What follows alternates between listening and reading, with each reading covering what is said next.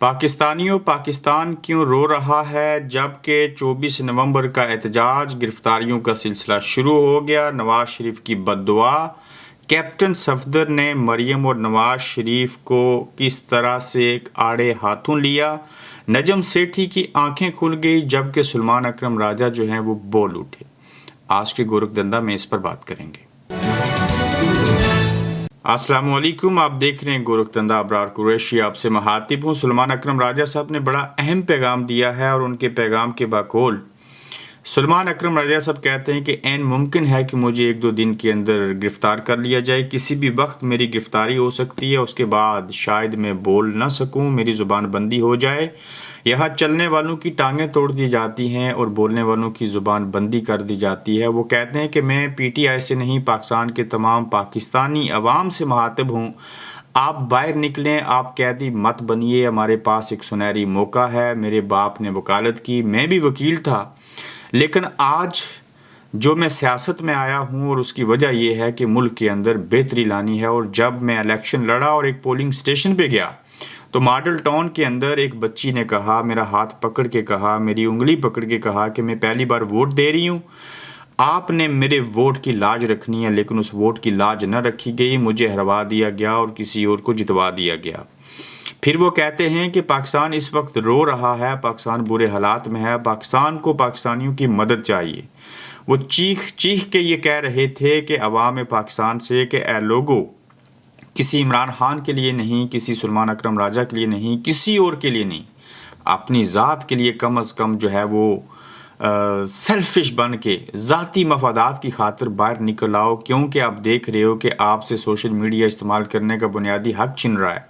ملک کے اندر ظلم ہے، بربریت ہے، سیاستدانوں کو جیل میں ڈالا ہے، کوئی بھی حکومت، کوئی پارلیمنٹ، کوئی ادارہ، کوئی عدلیہ، کوئی جج، کوئی چیف جسٹس آزاد نہیں ہے، تو لہٰذا آپ لوگوں کو باہر نکلنا پڑے گا۔ اور 24 نومبر کا احتجاج، سلمان اکرم راجہ نے دوسرے لفظوں میں دھمکی بھی دی اور سلمان اکرم راجہ کو گزشتہ رات کال پر اٹھائے جانے کی دھمکی ملی۔ سلمان اکرم نے ویڈیو پیغام میں بتایا کہ پتہ ہے مجھے اٹھا لیا جائے گا، مگر 24 کروڑ پاکستانیوں سے گزارش ہے کہ اپنے حق اور حقوق لینے کے اصول کے لیے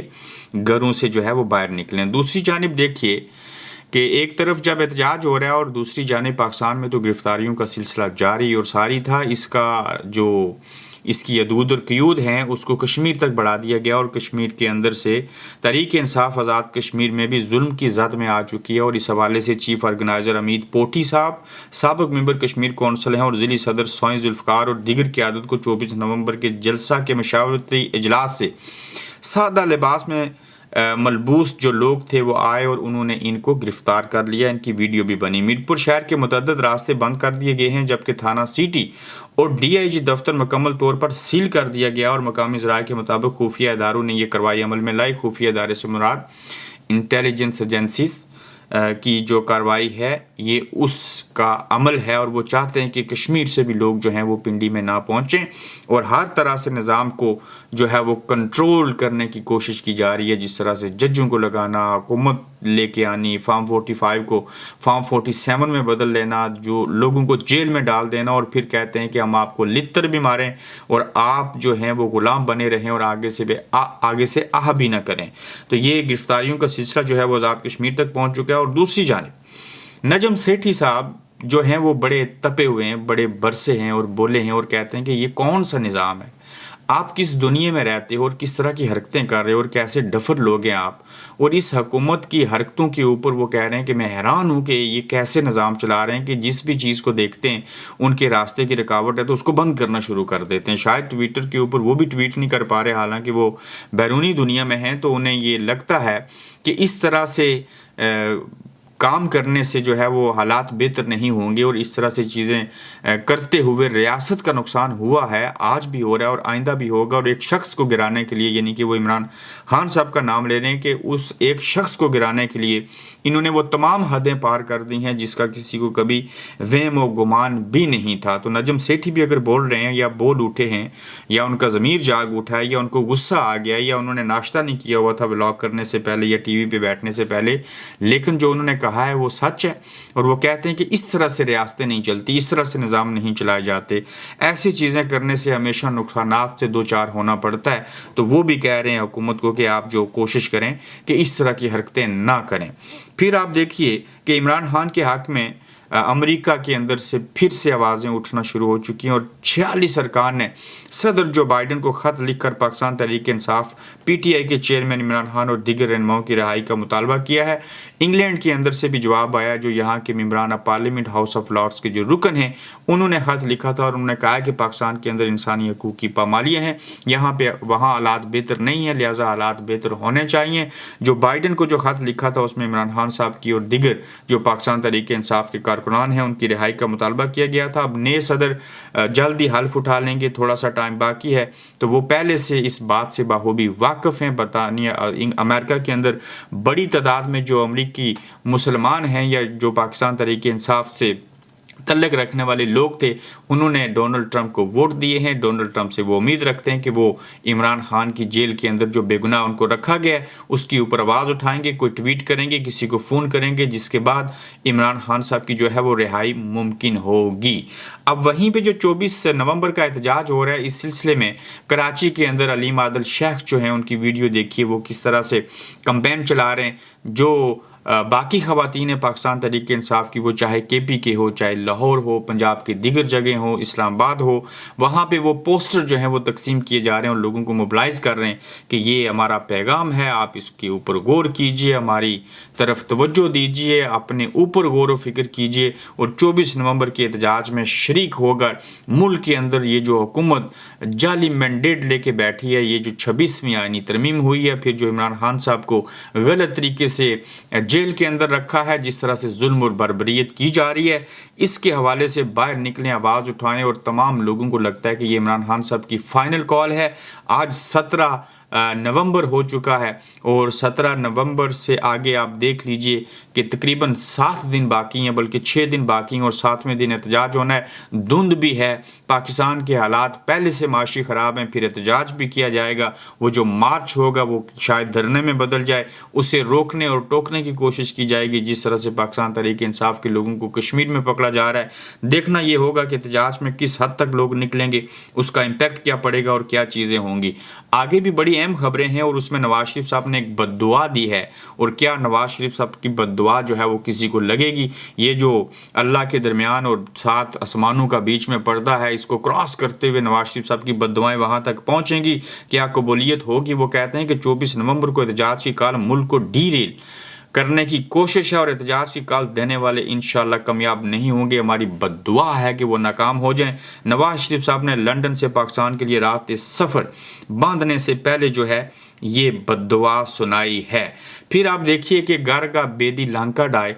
پہلے بھی انہوں نے باتیں کی، اب بھی بات کر رہے ہیں، اور جو خاوند اپنی اہلیہ سے 1.5 سال تک نہ مل سکے، اسے کوئی گھاس نہ ڈالے، سسر جو ہے وہ سابق وزیر اعظم ہو، جماعت کا سربراہ ہو، سسر کا بھائی یعنی کہ شہباز شریف صاحب وزیر اعظم پاکستان ہوں، اہلیہ چیف منسٹر پنجاب مریم نواز شریف صاحبہ ہوں، بیٹا لندن میں گھوم رہا ہو، تو وہاں پہ مریم صاحبہ کے حوالے سے اور نواز شریف اور شہباز شریف کے حوالے سے، نواز شریف کے داماد اور مریم صاحبہ کے خاوند کیپٹن صفدر منصیرہ میں کارنر میٹنگ سے اور لوگوں سے بات کرتے ہوئے کہتے ہیں کہ بیٹی وزیر اعلیٰ،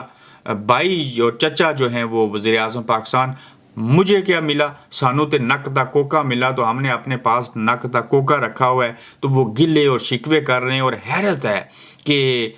کس طرح کے یہ لوگ ہیں، کس طرح کا ان کا مزاج ہے، اور ایک خامد جو ہے وہ اپنی اہلیہ کے بارے میں یہ چیزیں کہہ رہا ہے، اور پھر ایک خامد، ایک جو داماد ہے وہ اپنے سسر کے بارے میں اور اس سسر کے جو بھائی ہے یعنی کہ شہباز شریف کے بارے میں کہہ رہا ہے کہ انہوں نے ساری بندر بانٹ جو ہے وہ گھر میں لے رکھی ہے، اور کسی کا کوئی ان کو یعنی کہ اس کے بارے میں نہیں سوچتے۔ تو کیپٹن صفدر جو ہیں وہ کیوں اتنے غصے میں ہیں، کیوں سچ بول رہے ہیں؟ اس کی وجہ صرف یہی ہے کہ جب کوئی کسی کا خامد ہو، کوئی کسی کا داماد ہو، اور اس کی عزت نفس مجروح کی جائے، اس سے ملا نہ جائے، وہ پھر شکوہ ہی کر سکتا ہے، پھر وہ اسی طرح کی باتیں کہہ سکتا ہے جس کا جواب یقیناً کسی کے پاس نہیں ہوگا۔ اور ہم ان ذات سیاسی چیزوں کو نہیں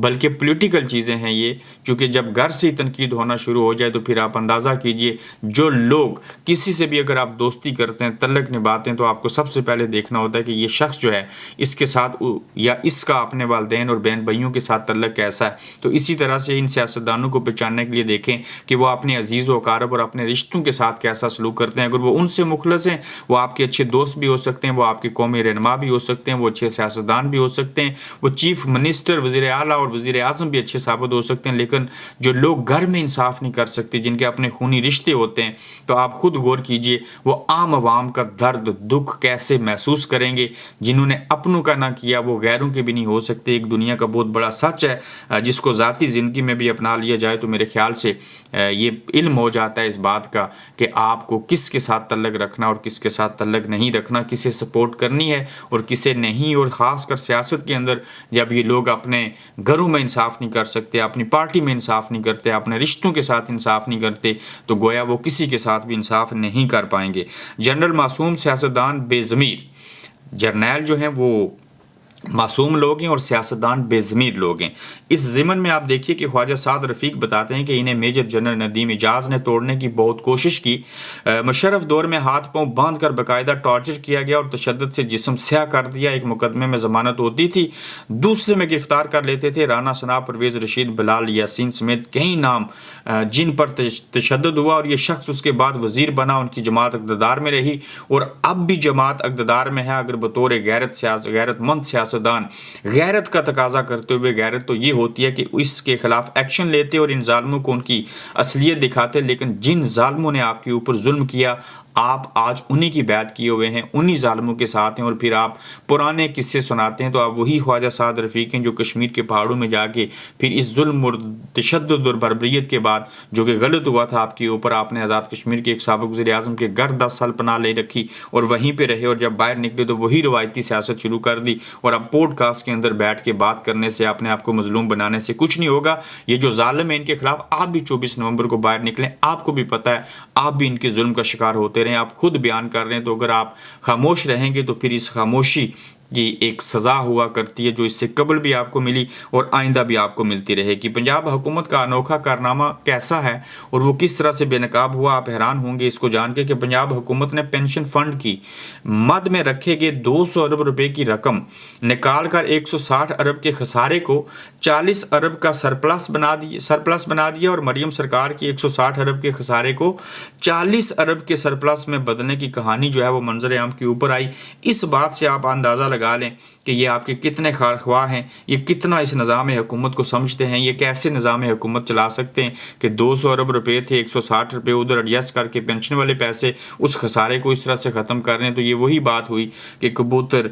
بلی کو دیکھ کے آنکھیں بند کر لے لیکن بلی اس کو کھا جائے گی۔ تو آپ میں سے کون کون 24 نومبر کے احتجاج میں جائے گا، کہاں سے جائے گا، کیوں جائے گا، اس کی امیدیں کیا ہیں، اور آپ کو کیا لگتا ہے کہ اس ملک کے اندر جو بھی حالات ہم پچھلے عرصے سے دیکھ رہے ہیں، ایک ڈرامہ لگا ہے، ایک گورکھ دھندا بنا دیا گیا ہے اس پورے نظام کو، اس کا قصوروار کون ہے؟ تو اپنا فیڈ بیک ضرور دیجیے گا، اپنا خیال رکھیے گا، یوٹیوب چینل کو سبسکرائب کیجیے اور جلد آپ سے پھر ملاقات ہوگی۔ آپ دیکھ رہے ہیں گورکھ دھندا ابرار قریشی کے ساتھ۔